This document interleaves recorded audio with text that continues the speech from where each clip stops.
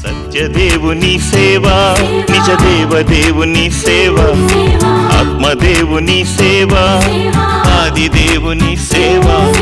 True God, true God, true God's ministry. True God, true God, true God's ministry. True God, true God, true God's ministry. True God, true God, true God's ministry. True God, true God, true God's ministry.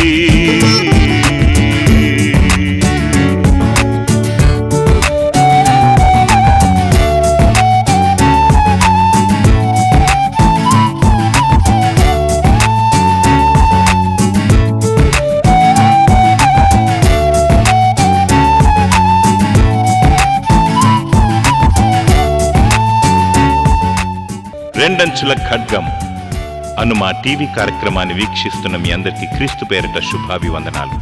True God ministries వ్యవస్థాపకులు, ఆత్మల విజేత reverend doctor Vinayaka Rao గారు దైవ సందేశం అందిస్తారు.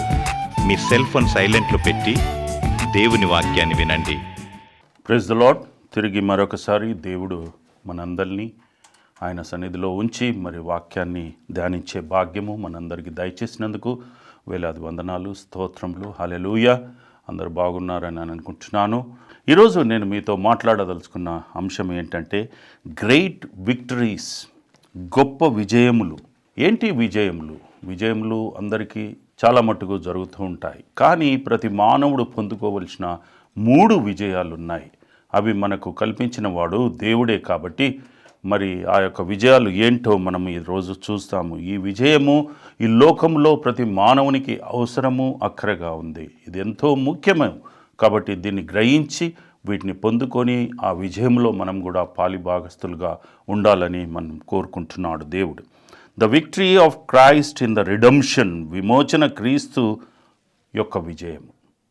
Redemption, విమోచించుట, అది యేసు ప్రభు యొక్క గొప్ప విజయము. ఈ లోకంలో అంతకంటే గొప్ప విజయము ఏం లేదండి.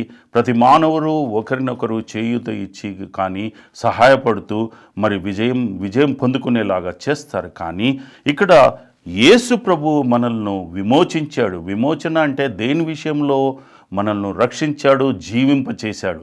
కాబట్టి ఈ యొక్క విజయంలో మనము దీన్ని గ్రహించి ఈ విజయంలో మనం ఉండాలి, దీన్ని పొందుకోవాలి. ఇక్కడ చూసినట్టయితే కీర్తనలు 98వ అధ్యాయము 1వ వచనంలో యెహోవా ఆశ్చర్య కార్యములు చేసి ఉన్నాడు, ఆయనను గూర్చి కొత్త కీర్తన పాడుడి, ఆయన దక్షిణ హస్తము, ఆయన పరిశుద్ధ బాహువు ఆయనకు విజయం కలుగచేస్తున్నది. యెహోవా ఆశ్చర్య కార్యములు చేశాడు, ఎన్నో మిరాకిల్స్ చేశాడు, అద్భుత కార్యాలు చేశాడు, వండర్స్ చేశాడు. కానీ ఆయన గూర్చి క్రొత్త కీర్తన పాడుడి అని దావీదు అంటున్నాడు.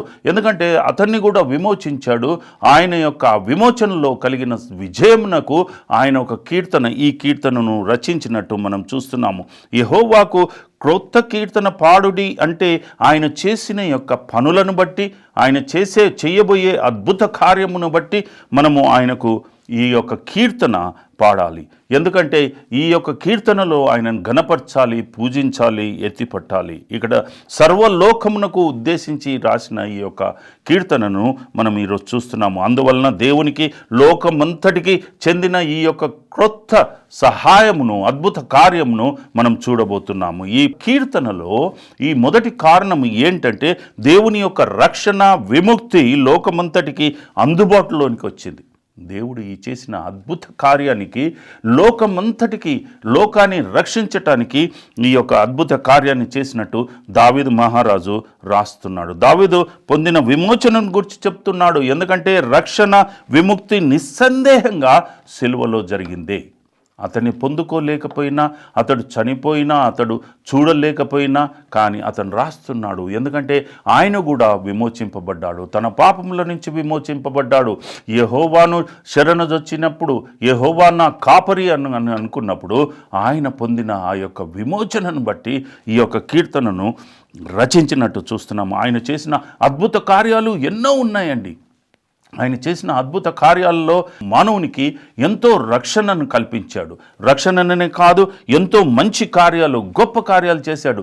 వారి యొక్క రోగములను ముట్టాడు, ఆకలి దప్పులను తీర్చాడు, పాపముల నుంచి విముక్తి చేశాడు, బానిసత్వం నుంచి విడిపించాడు. ఆయన చేసిన అద్భుత కార్యములు, ఆ ఈజిప్టులో చేసిన అద్భుత కార్యములు మనం తలంచుకొని ఊహకు మించినటువంటి గొప్ప కార్యాలు చేశాడు. అందుకే దావీదు మహారాజు అంటున్నాడు, మనము ఆయనకు కొత్త కీర్తన పాడుడి, ఎందుకంటే ఆకలి దప్పులు గల వారిని తృప్తిపరిచి జీవజలాలనిచ్చాడు, జీవాహారాన్ని ఇచ్చాడు. అందుకే చనిపోయిన వారిని కూడా ఆయన స్వశక్తితో లేపాడు, తాను కూడా లేచాడు, చనిపోయి తిరిగి లేచాడు, విమోచింపబడ్డాడు, లోకంలోనికి ఎక్కాడు. అంతేకాకుండా అక్కడి నుంచి పరిశుద్ధాత్మను మనకు తోడుగా ఉండేటట్టు ఆయన మన మధ్యలోనికి పంపినట్టు మనం చూస్తున్నాము. ప్రియబిడ్డ, ఈ యొక్క ఆశ్చర్య కార్యాలు తన యొక్క అద్భుత శక్తి మహిమతో చేసినట్టు మనం చూస్తున్నాము. కీర్తనలు 8:3 కూడా చూసినట్టయితే ఆకాశాలను, నక్షత్రాలను, ఎన్నో గొప్ప కార్యాలను ఆయన ఈ సృష్టిలో సృష్టించినట్టు చూస్తున్నాము. ఆయన దక్షిణ హస్తంతో సృష్టించిన ఆ యొక్క పరిశుద్ధ బాహులో ఉన్న బలములో ఈ లోకంలో సృష్టించినట్టు మనం చూస్తున్నాము.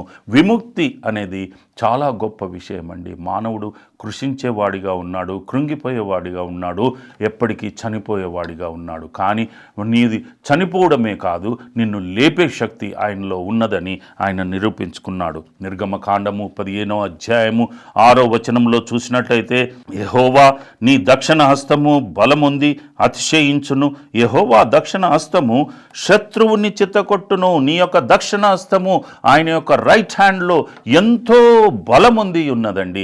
ఆ బలముతో ఆయన ఎంతో దక్షిణ హస్తంతో గాయపడ్డ వారిని రక్షించే విధంగా ఉన్నాడు, శ్రమల్లో ఉన్న వారిని విడిపించే విధంగా ఉన్నాడు. ఆయన దక్షిణ హస్తంలో ఎంతో బలముంది. యెహోవా దక్షిణ హస్తంలోనే కాదు, ఆయన బాహుల్లో, ఆయన భుజాల్లో ఎంతో మరి బలమున్నట్టు చూస్తున్నాము. శత్రువును చితగొట్టెను. శత్రువు ఎవరండి? సాతానును చితగొట్టాడు. ఆయన తను సాతాన్ను జయించాడు ఈ లోకంలో. ఆ సాతాన్ను జయించి నిన్ను నన్ను రక్షించినట్టు మనం చూస్తున్నాము. ఆయన యొక్క బలము ఆయనలో ఉన్నది కాబట్టి ఆయన రక్షించే విధానంగా ఈ లోకంలో వచ్చి ప్రతి ఒక్కరిని విమోచించినట్టు రిడమ్షన్, ఈ రిడీమ్డస్, ఆయన మనను వెల ఇచ్చి తన యొక్క సొంత ప్రాణాన్ని అర్పించి ఆయన మరణాన్ని జయించాడు, తిరిగి లేచే విధాడిగా ఉన్నాడు. అందుకే ఆయన యొక్క దక్షిణ హస్తంలో ఉన్న బలము ఎంతో గొప్పది. ఆయన మనల్ని రక్షించి విజయం నొందాడు. అందుకే ఆయనకున్న ఆ యొక్క విజయమును మనం పొందుకుంటూ మనం ప్రకటించే వారిగా ఉండాలి. లూకాసు వార్త 24వ అధ్యాయము 45 నుంచి 48 వరకు చూసినట్టయితే, అప్పుడు వారు లేఖనమును గ్రహించినట్లుగా ఆయన వారి మనసును తెరిచి, ఆ యొక్క యేసు ప్రభువును వెంబడించిన వారి గురించి ఇక్కడ మన యేసు ప్రభు మాట్లాడుతున్నాడు. ఆయన లేఖనములు గ్రహించినట్టుగా, లేఖనమును గ్రహించేటట్టుగా ఆయన ప్రతి ఒక్కరి మనసును తెరుస్తున్నాడు. ఈరోజు ఈ లేఖనములు నువ్వు వింటున్నావు ప్రియబిడ్డ, నీ మనసు కూడా తెరవబడాలి. కాబట్టి క్రీస్తు శ్రమపడి 3వ దినమున మృతుల్లో నుండి లేచననియు యెరూషలేము మొదలుకొని సమస్త జనములో ఆయన పేరట మారు మనసును, పాప క్షమాపణను ప్రకటింపబడినదని వ్రాయబడి ఉన్నది. ఇక్కడ క్రీస్తు శ్రమపడ్డాడు, నీ గురించి, నా గురించి. ఆయన విమోచించనికి ఆయన శ్రమపడ్డట్టు మనం చూస్తున్నాము. నిన్ను నన్ను విమోచించి ఆయన శ్రమపడి ఆ యొక్క సిలువలో మరణించినట్టు చూస్తున్నాము. మరణించడమే కాదు, పాతిపెట్టబడి 3వ దినమున ఆయన మృత్యుంజయుడయ్యాడు. హల్లెలూయా! ఆ యొక్క రిడెంప్షన్, ఆ యొక్క విజయము, మరణమును గెలిచిన విజయము ఆయన మనకు కనపరుస్తున్నాడు. మొదటిగా ఇది చాలా గొప్ప విజయం అండి. మరణించిన తర్వాత తిరిగి జీవించేవారు ఈ లోకంలో ఎవరు లేరు, ఏ మానవుడు లేడు. కానీ యేసు ప్రభు శరీరధారి అయి ఈ లోకంలోనికి వచ్చి నిన్ను నన్ను రక్షించి శ్రమపడి మొదట మన పాపములను మోసి ఆయన సిలువ వేయబడ్డాడు. నువ్వు గ్రహించవలసిన విషయము, ఈ విజయాన్ని ఆయన అందుకున్నాడు. ఈ విజయము, ఈ victory of Christ in redemption, ఆ యొక్క విమోచనంలో క్రీస్తు పొందిన విజయము. నిన్ను నన్ను విమోచించాడు. అందుకే 3వ దినమున మృతుల్లో నుండి లేచననియు, యెరూషలేము మొదలుకొని ఆయన యూదుల సంతతి నుంచి వచ్చినవాడు, యూదులకే చెందినట్టు కాదు, యెరూషలేములో నుంచి బెత్లెహేము నుంచి పుట్టినవాడు, ఆ రాజ్యమునకు చెందినవాడు, ఆ రాజ్యమునకే కాదు మరి సమస్త జనములలో ఆయన పేరట, సమస్త జనములు సర్వలోకమునకు, ఈ భారతదేశమే కాదు, ఆఫ్రికానే కాదు, అమెరికానే కాదు, ఆస్ట్రేలియానే కాదు, సౌదీ అరేబియానే కాదు, యెరూషలేమే కాదు, సమస్త జనులకు, సమస్త రాజ్యములోనికి మరి మారు మనసును పాపక్షమాపణ ప్రకటింపబడినున్నది. మరి ఈరోజు నీవు ఇది గ్రహించి నీ హృదయము తెరవబడి ఉన్నదా? నీవు మారు మనసు పొందాలి ప్రియబిడ్డ. ఈ విజయం పొందుకోవాలంటే, ఈ విజయంలో నువ్వు పాలిభాగస్తుడిగా ఉండాలంటే నువ్వు మారు మనసు పొందాలి. నీ పాపములను గురించి నువ్వు ఒప్పుకోవాలి, ఆయనపై విశ్వసించాలి. అదే కాకుండా మారు మనసు పొంది పాప క్షమాపణ, నువ్వు క్షమాపణ అడగాలి. నువ్వు ఆయనను ప్రాధేయపడాలి. నన్ను రక్షించుము, నన్ను కరుణించుము, నన్ను కాపాడుము. నీ దక్షిణాస్తంలో, నీ బాహుల్లో ఎంతో బలమున్నది దేవా.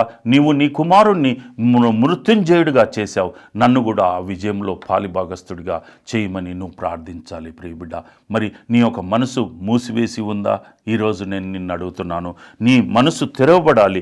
ఆయన మనసులను తెరిచి ఆయన తెరవనీకి వచ్చాడు. నీ హృదయం అనే తలుపు దగ్గర ఆయన ఉంటున్నాడు. కాబట్టి నీ మనసు తెరవబడాలి. నీవు ఈ యొక్క సత్యాన్ని గ్రహించాలి, ఈ విజయంలో పాలిభాగస్తుడిగా ఉండాలి. కాబట్టి ఆయన పేరట, ఎవరు ఆయన? యేసు ప్రభు పేరట నువ్వు మారు మనసు పొందాలి. ఆ యొక్క యేసు అంటేనే రక్షకుడు. మరి క్రీస్తు అంటే అభిషేకించబడ్డవాడు, ప్రత్యేకించబడ్డవాడు, నిన్ను నన్ను రక్షించనీకి, ఆ రిడెంప్షన్, ఆ యొక్క యాక్ట్, ఆ యొక్క శ్రమపడనీకి ఆయన ఈ లోకంలోనికి వచ్చినట్టు మనం చూస్తున్నాము. కాబట్టి ప్రియబిడ్డ, దీన్ని గ్రహించి నీ మనసు తెరవబడి నువ్వు మారు మనసు పొందాలి. నీ పాప క్షమాపణ పడాలంటే నువ్వు క్షమాపణ అడగాలి. నీ పాపముల గురించి రిపెంట్ అవ్వాలి. కాబట్టి నీవు ఈ యొక్క మొదటి పాయింట్ గ్రహించి నీవు పాప క్షమాపణ పొందుకోవాలి. ఇది గొప్ప విజయంలో మొదటి విజయము ఏంటంటే నిన్ను విమోచింపబడుట. విమోచనములో క్రీస్తు పొందుకున్న గొప్ప విజయము. రెండవది, నిన్ను నన్ను విమోచించిన తర్వాత నీవు విశ్వాసిగా మారుతావు. విశ్వాసిగా, the victory of believer now. The victory, విజయము, బిలీవర్ యొక్క విజయము ఏంటది? ప్రతి విశ్వాసి యొక్క విజయము ఏంటి? విశ్వాసి ఈ లోకములో ఉంటున్నాడు కాబట్టి ఈ లోకమును జయించుట ఒక గొప్ప శ్రమతో, గొప్ప ఈవెంట్గా, నీ ముందు ఒక పందెముగా ఉంది, ఒక షరతుగా ఉంది. నీవు దాన్ని జయించాలని ఇక్కడ అంటున్నాడు. కాబట్టి 1 యోహాను 5వ అధ్యాయము 4వ వచనంలో చూసినట్టయితే, దేవుని మూలముగా పుట్టిన వారందరూ లోకమును జయించెదరు, లోకమును జయించిన విజయము మన విశ్వాసమే. ఇక్కడ దేవుని మూలంగా పుట్టిన వారు, నీవు ఆ యొక్క మొదటి విజయంలో ఉన్నట్టయితే, నీ పాప క్షమాపణలు నువ్వు అడిగినట్టయితే, నీ మారు మనసు చెందినట్టయితే నువ్వు దేవుని మూలంగా పుట్టిన వాడివి అవుతావు. యేసు ప్రభు యొక్క పేరును నువ్వు ఒప్పుకున్నట్టయితే, ఆయన ముందు మోకరించి నన్ను రక్షించుమని నువ్వు ప్రాధేయపడినట్టయితే నీవు దేవుని బిడ్డగా మారుతావు. దేవుని మూలంగా పుట్టిన వారందరూ లోకమును జయించెదరు. ఈ లోకమును జయించాలంటే నువ్వు దేవుని మూలంగా పడాలి ప్రియ బిడ్డ. విశ్వాసి దేవుణ్ణి నమ్మి విశ్వాసంతో జీవిస్తాడు. నువ్వు విశ్వాసిగా ఉంటే నువ్వు విశ్వాసంతో జీవిస్తావు. దేవుడు వారిలో ఉంటాడు కనుక ఆయనపై ఆధారపడి ఆయన యొక్క ఆజ్ఞలన్నీ గైకొంటూ ఎల్లప్పుడూ ఆయన నడిపించే విధానంగా నువ్వు ఉంటావు. నీవు ఈ లోకమును జయించాలంటే నీకు దేవుని యొక్క శక్తి కావాలి, దేవుని నీతో ఉండాలి, దేవుని సహవాసము నీతో కలిగి ఉండాలి. కనుక లోకంలో ఉన్న విశ్వాసులు లోకమును జయిస్తారు. నీవు దేవుని నమ్మినట్టయితే నువ్వు విశ్వాసిగా మారుతావు. ఇక్కడ 1 యోహాను 2వ అధ్యాయము 12-14లో చూసినట్టయితే, చిన్నపిల్లలారా, ఆయన నామమును బట్టి మీ పాపములను క్షమింపబడినే కనుక మీకు రాయిచున్నాను. ఆయన నామములను బట్టి మన పాపములు క్షమింపబడతాయి. ఆయన యేసు ప్రభు అనే నామంలోనే, క్రీస్తు అనే నామంలోనే నీకు ఆ రక్షణ ఉంది, పాప క్షమాపణ ఉంది. నేను ఇంతకు ముందే చెప్పాను. తండ్రులారా, మీకు ఆది నుండి ఉన్నవానిని ఎరిగి ఉన్నారు, ఆది నుండి, తండ్రులారా ఆది నుంచి ఉన్నవాడు, మొదటి నుంచి ఉన్నవాడిని ఇహలోకపు తండ్రులు ప్రతి ఒక్కరూ ఎరిగి ఉన్నవారు గనుక మీకు రాయిచున్నాను. యవనస్తులారా మీరు దుష్టుని జయించున్నారు గనుక మీకు రాయిచున్నాను. యవనస్తులు మరి వారు బలవంతులు కాను, యవన బిడ్డలు బలవంతులు. వారు కూడా దుష్టుని జయించారు, ఎందుకంటే వారు దేవుణ్ణి నమ్మారు, యేసు ప్రభువుని నమ్మారు. కాబట్టి వారు ఈ యొక్క జయములో ఉన్నారని రాయిచున్నాడు. యవనస్తులారా మీరు దుష్టుని జయించున్నారు గనుక మీకు రాయిచున్నాను. చిన్నపిల్లలారా మీ తండ్రిని ఎరిగి ఉన్నారు గనుక మీకు రాయిచున్నాను. చిన్నవారికి మనం నేర్పిస్తాము దేవుడెవరో, చిన్నప్పటి నుంచి ప్రతి కుటుంబంలో నేర్పిస్తాము. కాబట్టి వారు కూడా దేవుణ్ణి ఎరిగి ఉన్న వారికి ఈ యొక్క వాక్యము చెప్తున్నాడు, రాయిచున్నాడు గనుక మీకు రాయిచున్నాను. తండ్రులారా మీరు ఆది నుండి ఉన్నవానిని ఎరిగి ఉన్నారు గనుక మీకు రాయిచున్నాను. యవనస్తులారా మీరు బలవంతులు, దేవుని వాక్యము మీ అందు నిలిచి ఉంది. యవన బిడ్డలు తప్పకుండా దేవుని వాక్యమందు నిలిచి ఉండాలి. అప్పుడే నువ్వు లోకాన్ని జయించగలుగుతావు, లేకుంటే లోకంలో తొట్టిల్లుతావు. అంత ప్రేరేపణతో మరి ప్రతి ఒక్కటి వాంఛలతో నిండి ఉంది. కాబట్టి నీవు జయించాలంటే దేవుని వాక్యం నీలో ఉండాలి. మీరు దుష్టుని జయించి ఉన్నారు గనక మీకు రాయిచున్నాను. ఇలాంటి వారు లోకమును జయిస్తారు. నువ్వు క్రీస్తులో ఉన్నావా? నీ తండ్రిగా ఉన్నవారు, తండ్రులు మీరు ఉన్నారా? అమ్మలు, అక్కలు, చెల్లెళ్ళు, చిన్నపిల్లలు, యవ్వనస్తులు ముఖ్యంగా ఉన్నారా మీరు? తప్పకుండా ఉండాలి ప్రియ బిడ్డ, లేకుంటే చాలా కష్టంలో ఉంటావు నువ్వు. కాబట్టి ఇక్కడ అందరూ క్రీస్తునందు విశ్వసించి ఈ లోక మార్గము పాపములను విడిచి విశ్వాసంలో క్రీస్తు చెంతకు చేరినట్టయితే వారు ఈ లోకాన్ని జయిస్తారు. నువ్వు విశ్వాసంతో క్రీస్తు చెంతకు రావాలి. వీళ్ళందరూ ప్రతి ఏజ్ గురించి ఇక్కడ మరి పరిశుద్ధైన యోహాను రాశాడు. తండ్రులేమి, తల్లులేమి, యవనస్తులేమి, చిన్నపిల్లలేమి ప్రతి ఒక్కరూ ఈ లోకాన్ని జయించాలంటే నువ్వు దేవుని వాక్యమును విని దాన్ని గ్రహించి దాని ప్రకారము జీవించాలి. విశ్వాసి జీవిస్తే ఈ లోకంలో జయం పొందుతాడు. మొదటి యోహాను 4:4 చూసినట్టయితే, చిన్నపిల్లలారా మీరు దేవుని బంధువులు ఎలా అవుతారండి? దేవుని మూలంగా పుట్టినవారు. వాక్యం మూలంగా నువ్వు జీవించినట్టయితే దేవుని మూలంగా పుట్టిన వాడిగా ఉంటావు. మీరు దేవుని బంధువులు. మీలో ఉన్నవాడు లోకంలో ఉన్నవాని కంటే గొప్పవాడు కనుక మీరు వారిని జయించి ఉన్నారు.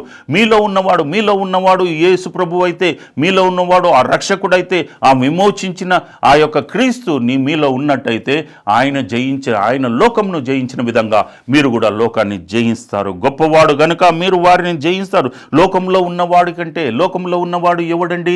లోకంలో ఉన్నవాడు సాతాను. ఈ లోకమును, ఈ చీకటి రాజ్యానికి వాడు వారసుడు, వాడు రాజు. ఆ వాడిని జయించాలంటే నీలో యేసు ప్రభు నీలో ఉండాలి, ఆ రక్షకుడు నీలో ఉండాలి. అప్పుడే నువ్వు ఆ యొక్క లోకమును జయించగలవు ప్రియ బిడ్డ. కాబట్టి ఈ లోకంలో నువ్వు ఆయనతో ఉన్నట్టయితే నువ్వు ప్రత్యేకించబడ్డ వాడిగా ఉంటావు. ఈ లోకంలో ప్రత్యేకపరచబడి ఆయన యొక్క ప్రజలను ఈ కుమారులుగా, ఆయన యొక్క దేవుని పిల్లలుగా మారుస్తూ నీతో ఎల్లప్పుడూ ఉంటాడు. మరి యోహాను సువార్త 17:6 లోకంలో నుండి నాకు అనుగ్రహించిన మనుషులను నీ నామము ప్రత్యక్షపరిచితిని, వారు నీవారై ఉండిరి, నీవు వారిని నాకు అనుగ్రహించితివి, వారు నీ వాక్యమును గైకొని ఉన్నారు. లోకంలో నుండి ప్రత్యేకించబడ్డవారు దేవుడు ఆయన యొక్క కుమారునికి అప్పచెప్తాడు, అనుగ్రహించాడు. మనుషులకు నీ నామమును ప్రత్యక్షపరిచితిని. ఆయన ఈ లోకంలోనికి ఎందుకు వచ్చాడు? తండ్రిని ప్రకటించడానికి వచ్చాడు. మరి తండ్రిని నీకు నాకు ప్రకటించాడు. నువ్వు అది గ్రహించాలి ప్రియ బిడ్డ. అందుకే వారు నీవారై ఉండిరి. నువ్వు అది గ్రహించినట్టయితే దేవుని వారిగా ఉంటావు, దేవుని పిల్లలుగా ఉంటావు, దేవుని రాజ్య వారసుడిగా ఉంటావు. నీవు వారిని నాకు అనుగ్రహించితివి, వారు నీ వాక్యమును గైకొనిరి. నువ్వు వాక్యము గైకొనినట్టయితే దేవుని పిల్లవుగా మారుతావు. అదేవిధంగా ఉండాలి. ఆయన ఇచ్చిన వారంటే ఆయనపై నమ్మకం పెట్టుకున్న వారికి వాక్యమును బోధించాడు. ఈరోజు నీకు కూడా వాక్యం బోధించబడుతుంది. ఆయన చిత్త ప్రకారంగా జీవించాలి, ఆయన మీద విశ్వాసం ఉంచాలి. యోహాను సువార్త 17:14-17 చూసినట్టయితే, వారికి నీ వాక్యం ఇచ్చి ఉన్నాను, నేను లోక సంబంధిని కానట్టు వారు లోక సంబంధులు కారు గనుక లోకము వారిని దేశించును. ఈ లోక సంబంధంగా కానటువంటి వారు, యేసు ప్రభు మీద విశ్వసించుకున్న వారు లోకము ద్వేషిస్తుందండి. యేసు ప్రభువును కూడా తన సొంత వారే రిసీవ్ చేసుకోలేదు, ఆయనను అగ్రి కాలేదు, ఆయనను ఆహ్వానించలేదు. నిన్ను నన్ను తప్పకుండా ఆహ్వానించరు, నిన్ను నన్ను ద్వేషిస్తారు. కాబట్టి లోకము ద్వేషిస్తుంది కనుక నీవు లోకంలో నుండి వారిని తీసుకొని పొమ్మని నేను ప్రార్థించటం లేదు. యేసు ప్రభు తండ్రికి ప్రార్థిస్తున్నాడు, నేను ఈ లోకమును వదిలిపెట్టిపోతున్నాను, వారు ఒంటరి వారైతారు, వారు బెనికిపోతారేమో, ధైర్యమును కోల్పోతారేమో, వారిని కూడా నాతో కానీ లేకుంటే నా వెనుక కానీ తీసుకొని పొమ్మని నేను ప్రార్థించటం లేదు. కానీ నేను లోక సంబంధిని కానట్టు వారు లోక సంబంధులు కారు కాబట్టి సత్యమందు వారిని ప్రతిష్ఠ చేయుము, నీ వాక్యమే సత్యము. ఆయన యొక్క వాక్యము ద్వారా నిన్ను నన్ను ప్రతిష్ఠ చేయమని ఆయన కోరుతున్నాడు తండ్రిని. ప్రియబిడ్డ, వాక్యము సత్యము, వాక్యము ఎల్లప్పుడూ జీవించనై ఉన్నది. ఆది యందు వాక్యముండెను, వాక్యము దేవుడై ఉండెను, అది దేవుని యొద్ద ఉండెను. ఈరోజు కృపా సత్య సంపూర్ణుడై మన మధ్యన నివసించెను, మనకు ప్రకటించెను. పరిశుద్ధాత్మ ద్వారా మనకు ఆ వాక్యాన్ని మనకు అర్థమయ్యేలాగున, ఆ విజయం పొందుకునేలాగున నిన్ను నన్ను నడిపిస్తూ ఉన్నాడు. ఈ వాక్యమందు ప్రతిష్ఠ చేయబడాలి. నువ్వు వాక్యం వింటున్నావా? ఇప్పుడు వింటున్నావు ప్రియబిడ్డ. కాబట్టి నువ్వు అందులో నిర్ధారణ చేసుకో, అందులో స్థిరత్వం తీసుకో, అందులో నిలబడు, అందులో నువ్వు గట్టిపడాలని, ఆ విజయం చెందాలంటే, లోకంను జయించాలంటే నీకు ఆ యొక్క వాక్యం ఎంతో అవసరము. కాబట్టి విశ్వాసి వాక్యమందు జీవించాలి. అప్పుడు విశ్వాసి తన లోక సంబంధిగా ఉండడు, పరలోక సంబంధిగా ఉంటావు. ప్రియబిడ్డ, యోహాను సువార్త 16వ అధ్యాయము 33వ వచనంలో చూసినట్టయితే, నా యందు మీకు సమాధానము కలుగునట్టు ఈ మాటలు మీతో చెప్పుచున్నాను.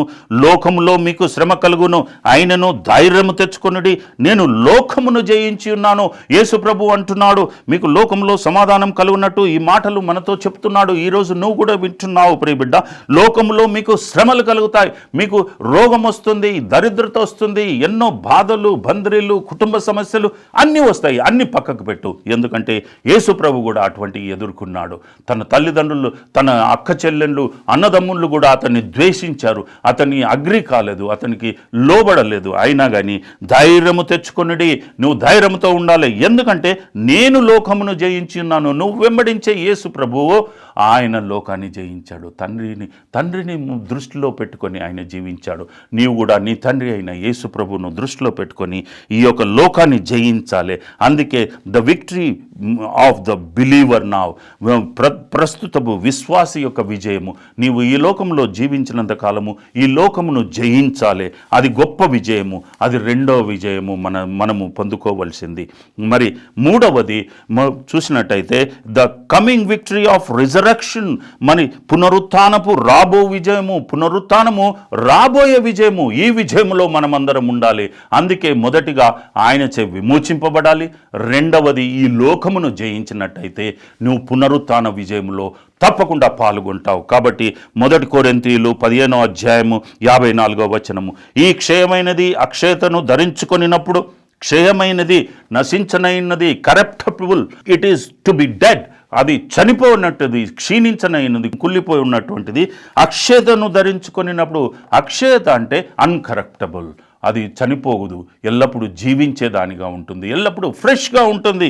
ఈ మర్త్యమైనది అమర్త్యను ధరించుకున్నప్పుడు విజయమందు మరణము మృంగివేయబడునని వాక్యము నెరవేరును. కుళ్ళిపోయేటువంటి శరీరము ఎల్లప్పుడూ జీవించే, పునరుత్థానపు తిరిగి జన్మించి జీవించనై ఉన్నదో అప్పుడే నీవు ఆ మరణము యందు విజయమును పొందుకుంటావు. ప్రియబిడ్డ, మరణం అనేది మానవునికి ఒక శత్రువు. ఎవరు మరణము తప్పించుకోలేరు.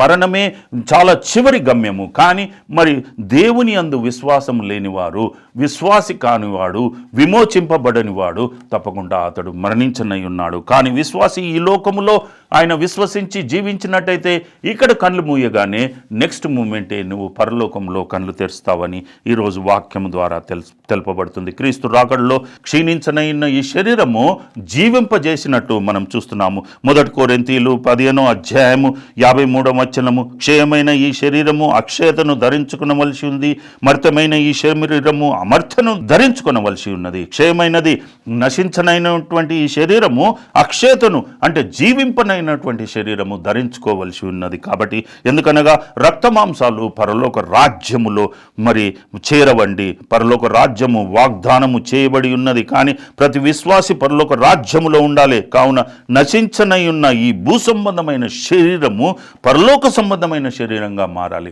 అది యేసు ప్రభువులో ఉన్నట్టయితే, నువ్వు ఆయనతో శ్రమపడ్డట్టయితే, ఆయన సేవ చేసినట్టయితే, ఆయనను విశ్వసించినట్టయితే, ఆయనను ప్రకటించినట్టయితే, ఈ లోకంలో నువ్వు ఆయన తప్ప నీకు వేరే ఆశలు లేనట్టు ఆయన యొక్క సన్నిధిలో ఎల్లప్పుడూ సహవాసంలో జీవించినట్టయితే నువ్వు ఈ యొక్క పునరుత్థానపు విజయంలో నీవు ఉంటావని ఈరోజు వాక్యం తెలుపబడుతుంది.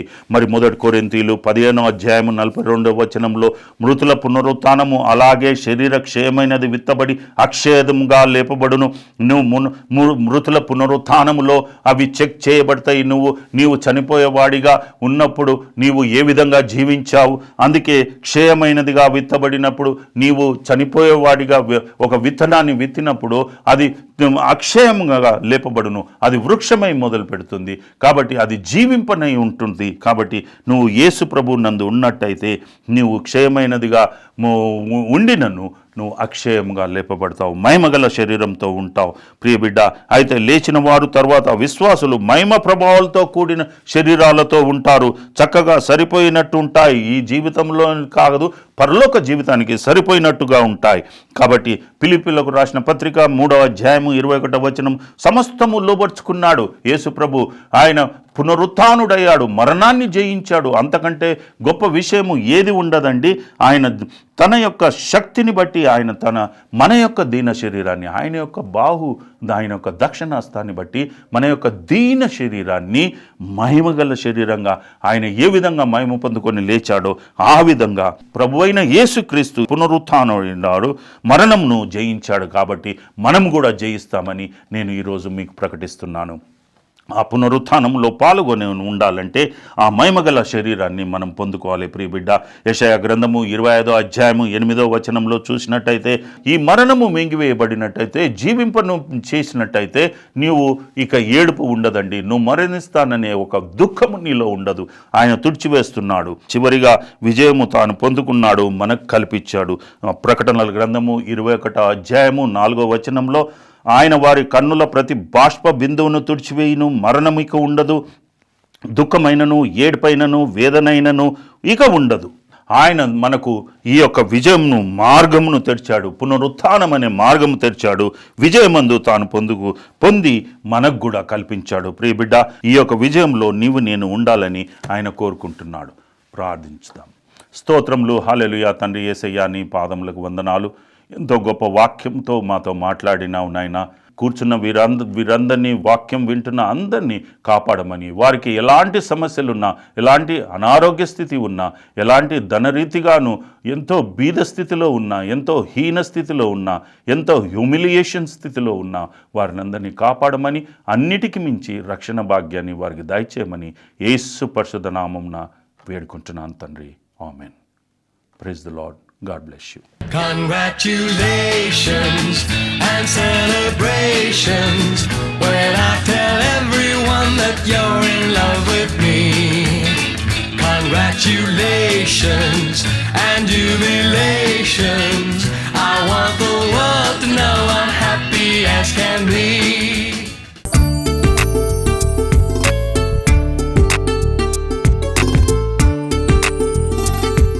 ప్రత్యేక ప్రార్థన కొరకు మమ్మను సంప్రదించవలసిన మా సెల్ నంబర్లు 8770743911 మరియు 9705519434.